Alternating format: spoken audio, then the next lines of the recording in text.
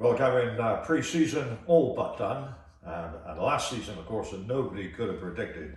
It must be just great to be approaching what hopefully will be a normal season or something like it anyway.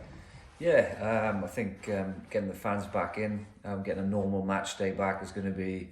I know the boys are looking forward to that this Friday. But as far as pre-season, boys have really, gone at it this season. But James Owen, who came in last season, but it's his first full pre-season, and he's certainly pushed limits there. And in terms of, obviously, your fear is going through pre-season is trying to get that balance of time on feet, pushing limits, but obviously not having any sort of injuries, and he's done that really well this pre-season.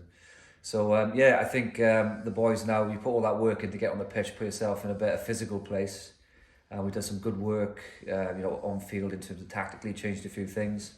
We've got some new exciting combinations as well, which we're looking forward to seeing against the Navy this week.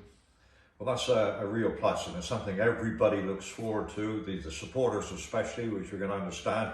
It's going to be fantastic to welcome them back on Friday evening.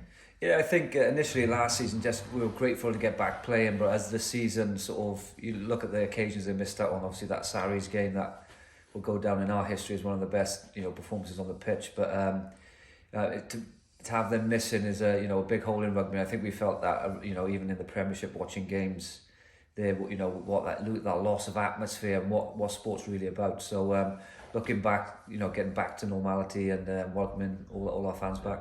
And the training's going very well, and the different combinations that you mentioned. Is there anything in particular that you would like to highlight for supporters in advance of Friday? Oh yeah, pressure. I don't want to put any sort of unnecessary or new combinations, but obviously bringing Tom Kessel back with that sort of level of experience there, and then you look on the flip side, opportunities for the likes of young lads that supporters wouldn't have heard of, but Steele Barker.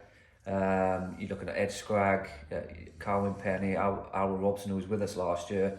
Having them now after a good pre-season and embedding them properly, I think hopefully we're going to see them benefits on the pitch this year. And you mentioned Steele Barker, of course. He's one of the players who's a red root at the moment, but has been training with the Pirates, and that's a good association. But he'll have a run out for us on Friday evening. Yeah, exactly that. And I think that relationship, for Cornish rugby is brilliant. We've got a really good relationship with the Reds, as we have with Exeter as well on the other side of the coin. So, giving them boys an opportunity to show what they can do is important, and that's what this pre-season is all about.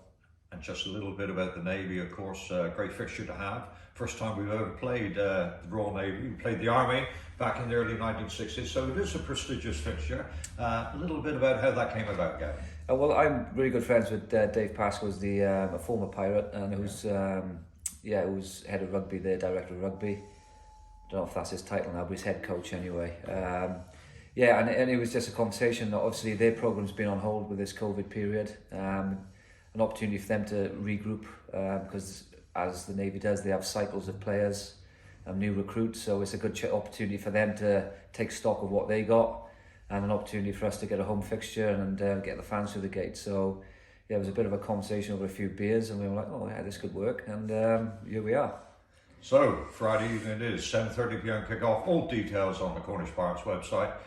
Gavin, thank you very much. Cheers, Phil.